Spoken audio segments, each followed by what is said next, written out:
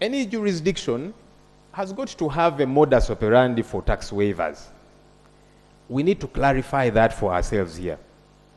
There's a proposal which is before the Finance Committee by the Ministry of Finance. There are particular businesses which they are seeking to waive taxes for. And some of the reasons being given are ill health of the proprietors of these businesses to indebtedness of the businesses. The traders are asking, who is not indebted? Those traders, they go to banks, they get loans, and that's why they're up in arms. The businesses are crumbling, just like many other Ugandans. And so again, I would like to reiterate what colleagues are saying. Can we have that list so that we know who is qualifying and the proper modus operandi? Because if you're saying this business is heavily indebted, let's salvage it. There are several other businesses that are heavily indebted. How are we extending help to them? The other concern that the traders do have, which has been mentioned here, foreign investors. We do need foreign investors as a country, and we should be able to welcome them. But you see, as we are welcoming them, we are granting them tax holidays, we give them free land, of late we are even guaranteeing them money. So all of these incentives, they get. But then they are engaging in retail trade. So traders are saying, wait a minute, these guys have already been cushioned with all these incentives. Why are they now playing in the same league with us? It's a problem which government needs to address. We need the investors. We have availed some incentives to them, but can they play in their league? Because you cannot come from your league based on the incentives we've given you, and now you're engaging in retail, scrambling for the same pennies as the traders. It's not acceptable. Finally, Right Honourable Speaker and colleagues, EFRIS, electronic fiscal receipting and invoicing solutions. I don't want us to attempt to do a census here, but even colleagues here have had some anyway. Yesterday, one of them was saying, I need to understand these things, so that I explain it to my voters. Even here, it's a challenge. The traders are saying it is convoluted for them, and that's why they see it as double taxation, triple taxation. What is so hard about government suspending this EFRIS? Because you've given time, 2 weeks, and I don't think 2 weeks is going to be adequate time, but that's what you're proposing. What's hard about suspending it, putting it on hold for even a month? There's nothing you lose as government. So that you do engage properly with the traders, hear out their concerns, and then we find a modus operandi that works. Because you're saying, in your statement, you agreed with them, but they are still on strike. Not just here, downtown Kampala, across the country. So what did you agree with them about? Government. We can put EFRIS to a hold. Engage with the traders. Come to a meeting of minds. Come to a common ground. Even on the modus operandi, because they're finding this modus operandi problematic. And that's why they're up in arms. They're not saying we don't want to pay taxes, but they're saying, listen to us. But are we listening? Thank you, Right Honourable Speaker. Patrick? Thank you so much, Right Honourable Speaker. Right Honourable Speaker, I associate myself with the submissions of my colleagues. But additionally, I want to state that the problem we are discussing is actually bigger than we are seeing it. In my view, Right Honourable Speaker, the higher taxes are translating into high commodity prices. The high commodity prices definitely will be accompanied by low purchasing power. The low purchasing power will mean low sales. And of course, if we have low sales, that means we shall have less tax collections. So I want to put it to the Honourable Minister. How about having a fairer tax system so that the cost of commodities is affordable, people will buy more commodities, so we shall be able to get tax from a majority of the public, and that means that our tax base will definitely broaden. But I'm not an economist, but in my view, it doesn't make sense to buy a single commodity where the tax is perhaps 8,000, just stating, and then I also compare with a system where 10 people have bought, but then they are paying tax of 2,000. Where is the net collection higher? I put it to you, Right Honorable. Thank you. Thank you so Thank much, you. Right Honorable Prime Minister. Actually, when you refer what Honorable was saying, we need to build, on top of the taxes, we need to build capacity for our local traders, our local contractors, to be able to do the work. The companies that Uganda owns should be able to do its work. The unfortunate bit again with Ugandans, when it's a local company, they try to undermine and say they do substandard work. So we really need to build our own capacities. Can we hear from the minister now that we have spoken?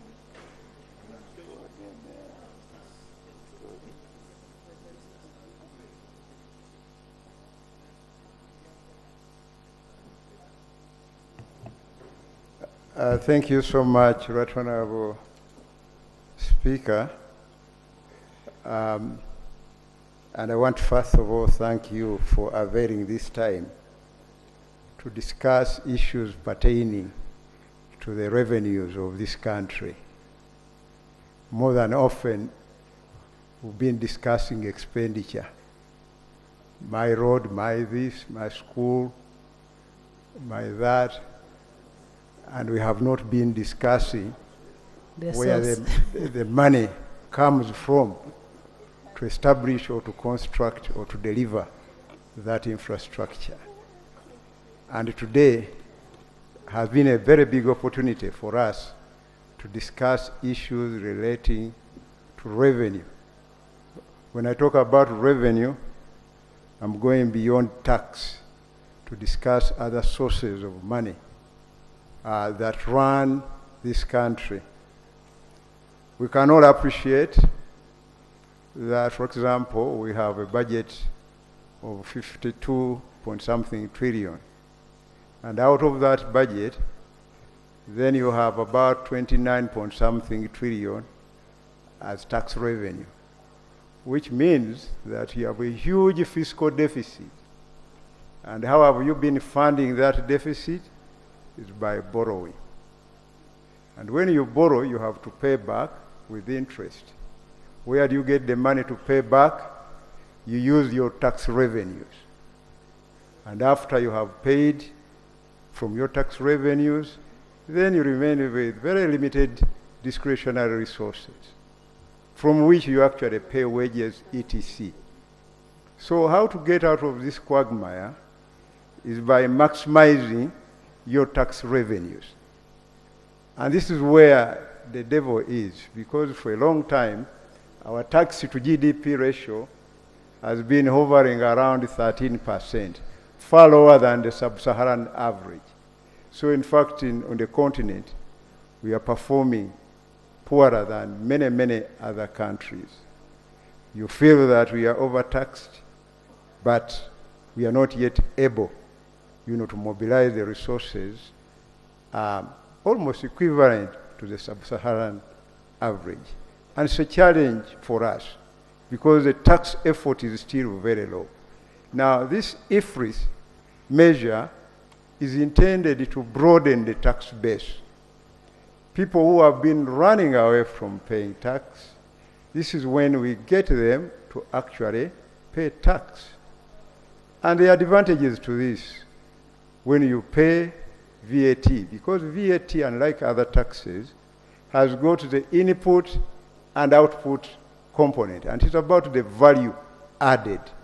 It's not that the entire 18%, as stated, affects you.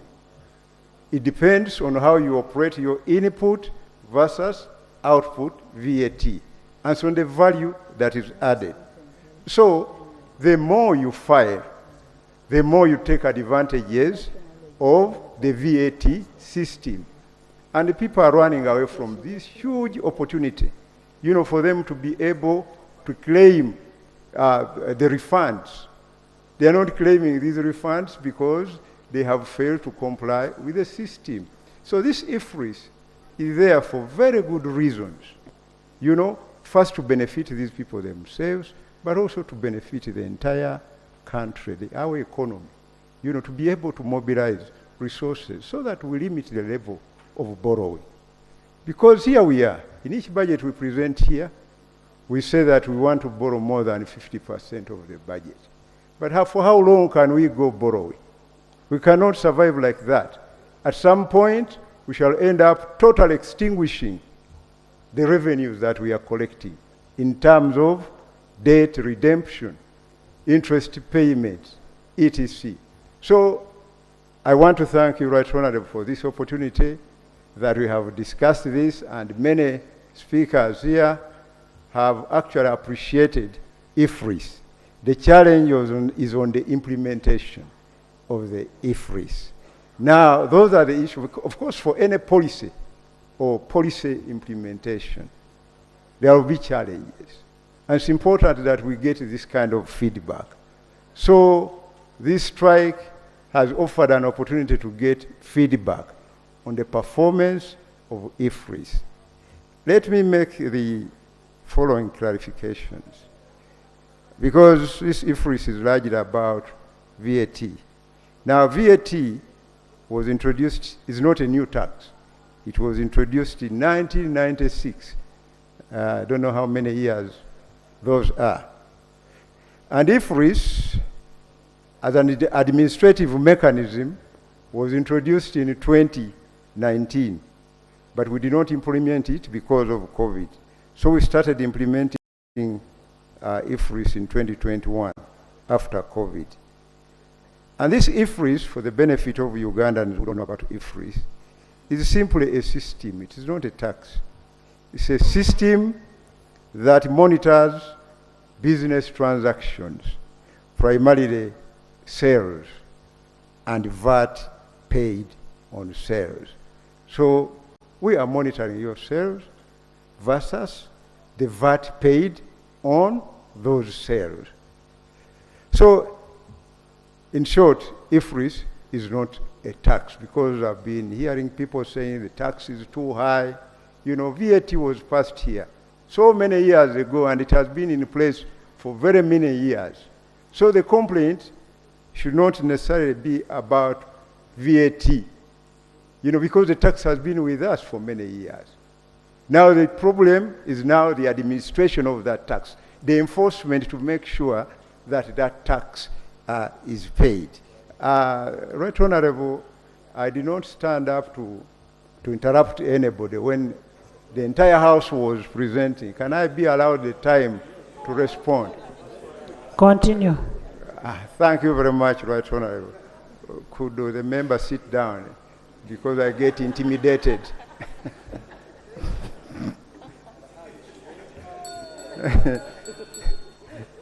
Right Honorable, I want to submit that there are several EFRIS channels, including the EFDs.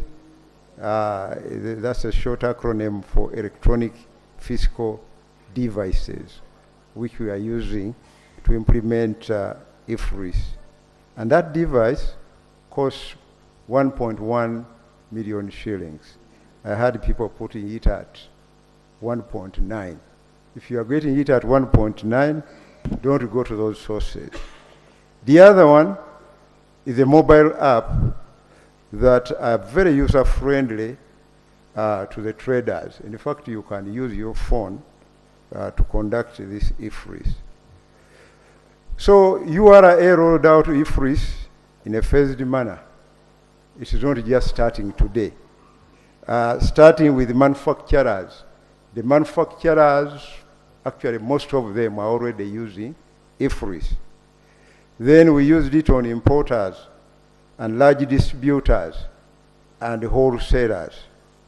So it has been implemented.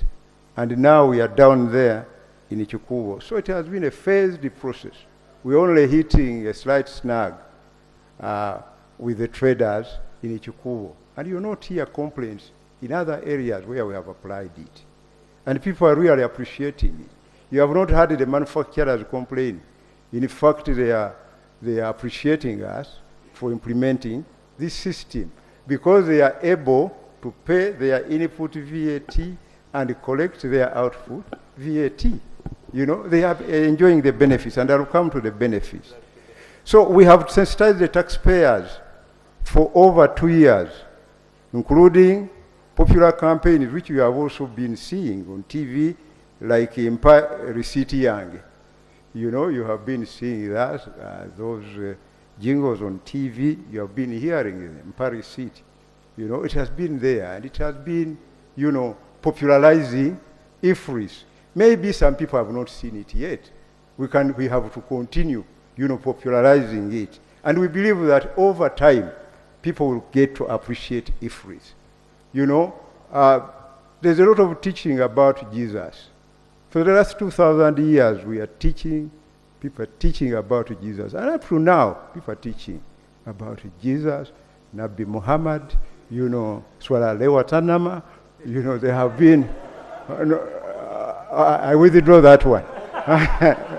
I have withdrawn. Yeah, it's withdrawn. So summarize, Honourable Minister.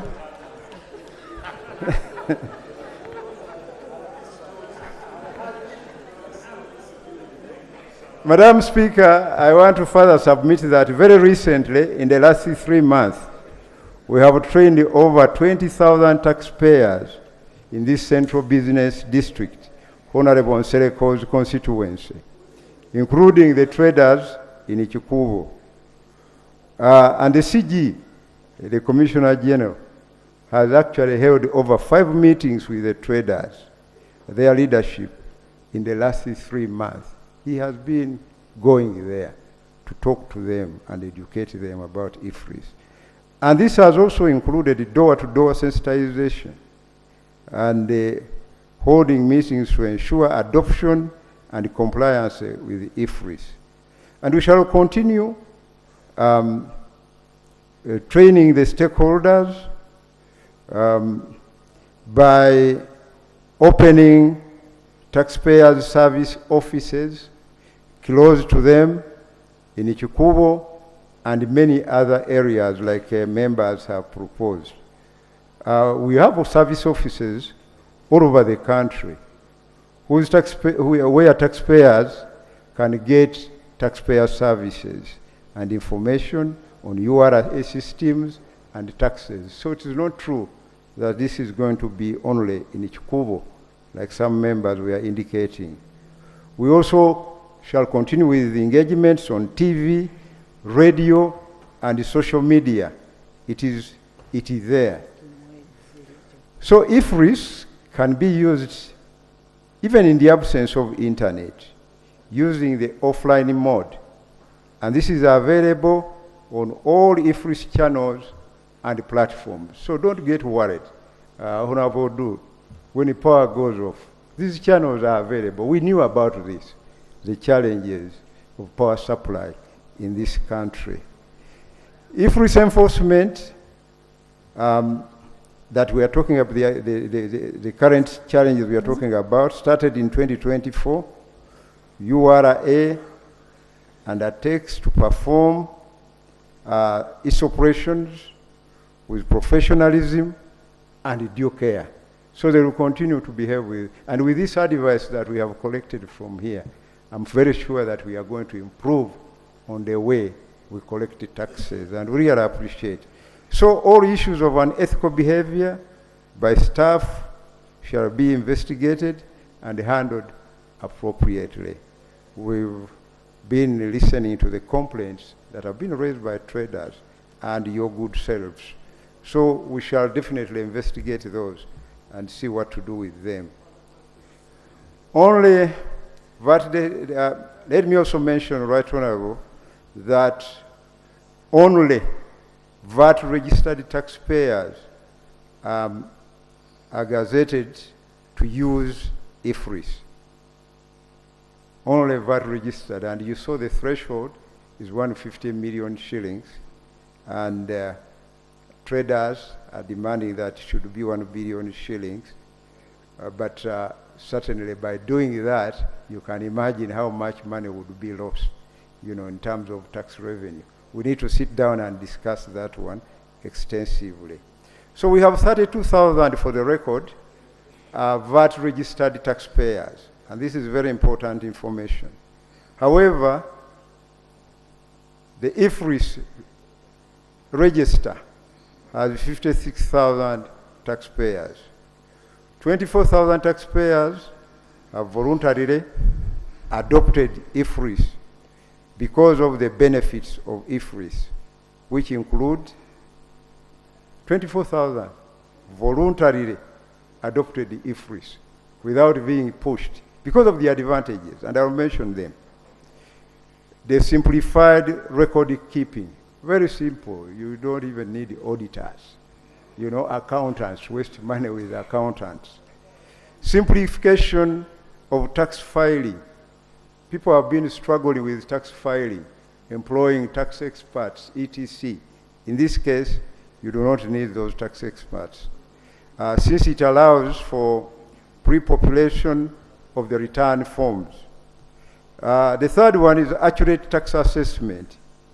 Since URA has visibility of the business transactions, URA is monitoring those transactions, you know. So you get accurate tax assessment. URA does not get back to you to do all these detailed audits, you know, where they end up penalizing you very heavily. And then finally, the expedited refunds.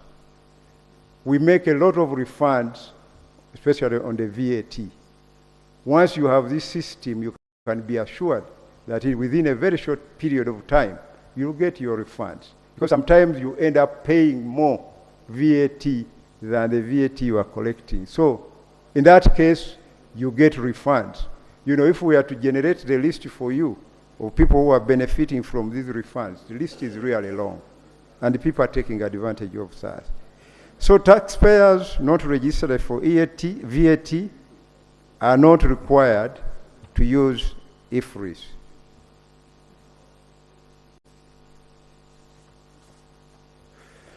Right Honorable Speaker, I think the argument that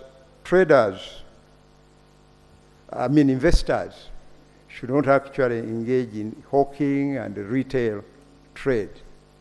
It's true that these people should not be licensed to do retail trade. And the laws exist. I think it has been a matter of enforcement. So we shall all urge the Ministry of Trade to enforce the law. In fact, even the Investment Act had a negative list of areas where investors should not, you know, get involved. And one of them is retail trade. It was on a negative list for a long time. I worked for the UIF for a long time. And during that time, we never licensed anybody to do trading. But you know that trading licenses are issued by the various local governments. So there has got to be instructions to these agencies to ensure that they don't license these. I think I was given the opportunity to continue uninterrupted. Right Honorable Speaker, the Honorable Ogorobio just wants to hide behind your protection all the time, and we appreciate it. But without subsidiary legislation, you're only giving us lip service. Bring the subsidiary legislation here. Let us as Parliament go through it, lay it on the table of Parliament. Because whatever you say impacts us directly. Because without legislation saying that you're bad from doing such and such a business, it will only be promissory. Even those you send to enforce will be using nothing. Maybe let's hear from trade. He has never tabled any subsidiary legislation, even including that of penalties. Let's hear about it from trade.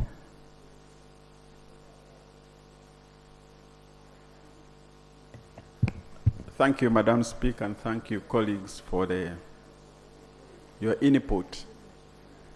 in a way we can find a solution to the current strike, but also in a way to facilitate the businessmen and women of our country.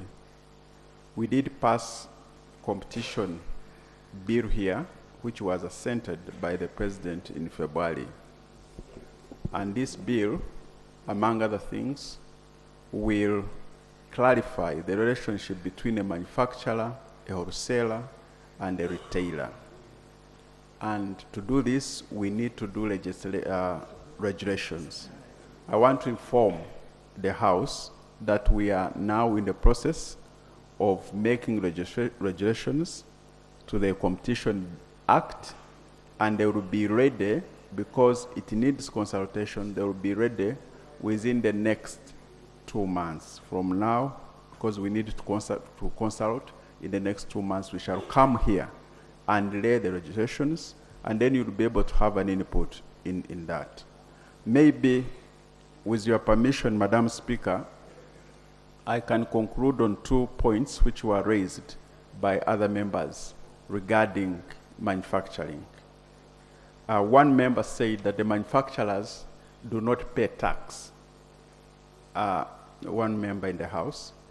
I actually just wanted to give information that in 2020, 2021, 2022, out of the 21 trillion which we collected as tax, the manufacturers contributed 5.6 trillion, meaning that the manufacturers paid 30% of the 21 that we collected.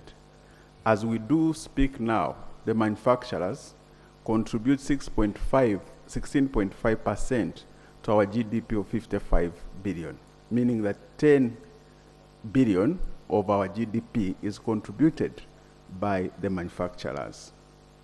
So it is important to note that they do pay taxes. Then there was something that we needed to clarify, that in Uganda, there are those people who are manufacturing, and there are also those who are assembling. So we do know that, but the way we are at the moment, where the stage of our economy, the situation we are in, we do need both. We need both manufacturing and assembling. While there are few jobs created when you're assembling, but at least assembling is better than importing, because you'll be able to employ 1 or 2 people, you'll be able to pay taxes. So we do appreciate both, and we hope that the assembling can gradually become proper manufacturing. The last one was on the issue of the cost of capital. Friends, all of us know that the high interest rate affects the return on businesses, and the cost of capital is a big issue in our country. And together with you, members, we have been doing something about it. The best way is to capitalize Uganda Development Bank, because you know the commercial banks will liberalize the economy. We have not capped the interest rate, so therefore we do not really expect much from that side. Where we can control is the Uganda Development Bank. And we have been investing money in Uganda Development Bank to a tune of 491 2 years ago. I'm sure that by now, the Minister of Finance will give you the figures. We are almost to 700 billion. This capitalization of Uganda Development Bank is the only way to reduce the cost of capital. And together with the Microfinance Support Center, we can gradually decide that if we put money in UDB, we can actually cap the interest rate and be able to help the businessmen and Commissioner. Thank you, Honorable Hart, for yielding the floor. Right, Honorable Speaker, in the 10th Parliament, to which myself and you were a part, the Ministry of Finance withdrew a bill that we had extensively discussed to liberalize Social Security as a mechanism for mobilizing more savings in the country.